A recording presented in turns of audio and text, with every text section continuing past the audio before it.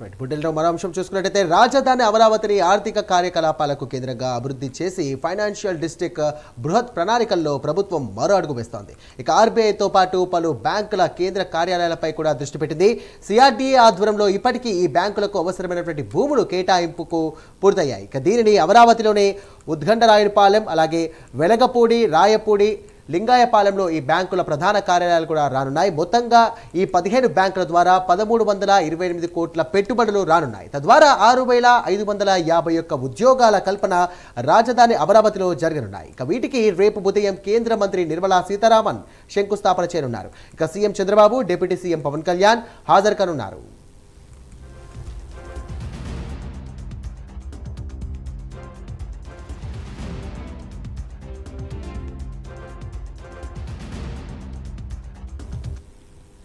పెట్టుబడులు, ఉద్యోగాల కల్పనపై దృష్టి పెట్టిన కూటమి ప్రభుత్వం పలు బ్యాంకులను ప్రారంభిస్తున్నాయి. ఇక Andhra Pradesh Grameena bank, central bank of India, AP cooperative bank limited, bank of India, అలాగే Canara bank, state bank of India, union bank of India, అలాగే bank of Baroda, Indian bank, NABARD, Punjab national bank కూడా ఉంటున్నాయి. అలాగే Indian overseas bank, IDBI bank, life insurance corporation, అలాగే new India insurance కంపెనీలు కూడా ఇందులో కేంద్ర కార్యాలయాలు కూడా ఇక్కడ రానున్నాయి.